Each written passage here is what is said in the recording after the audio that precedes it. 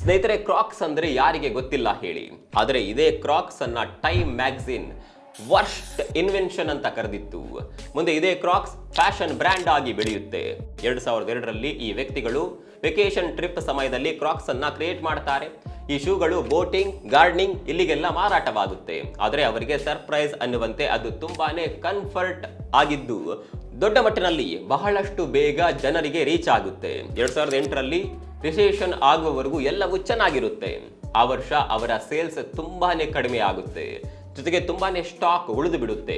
ಅಷ್ಟೇ ಅಲ್ಲ, ಶೇರ್ ಮೌಲ್ಯ $69ನಿಂದ ಕೇವಲ $1ಗೆ ಕೆಳಗಿಳಿಯುತ್ತೆ.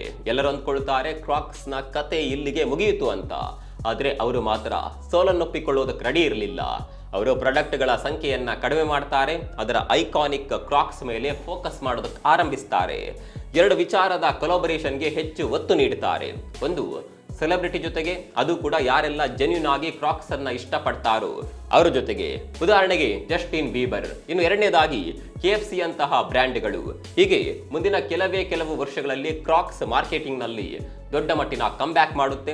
ಈಗ ಕ್ರಾಕ್ಸ್ ನ ಟ್ರೆಂಡ್ ಹೇಗಿದೆ ಅನ್ನೋದು ನಿಮ್ಗೆಲ್ಲ ಗೊತ್ತೇ ಇದೆ. ಒಂದು ವರ್ಸ್ಟ್ ಇನ್ವೆನ್ಷನ್ ಅಂತ ಕರೆಸಿಕೊಂಡಿದ್ದ ಇದೇ ಕ್ರಾಕ್ಸ್ ಇವಾಗ ಬೆಸ್ಟ್ ಇಂಪ್ರೆಷನ್ ಆಗಿ ಬದಲಾಗಿದೆ. ಕ್ರಾಕ್ಸ್ ನ ಈ ಸ್ಫೂರ್ತಿದಾಯಕ ಸ್ಟೋರಿ ಬಗ್ಗೆ ನಿಮ್ಗೆ ಏನನ್ಸುತ್ತೆ ಕಾಮೆಂಟ್ ಮಾಡಿ, ಪೇಜ್ ಅನ್ನ ಫಾಲೋ ಮಾಡಿ.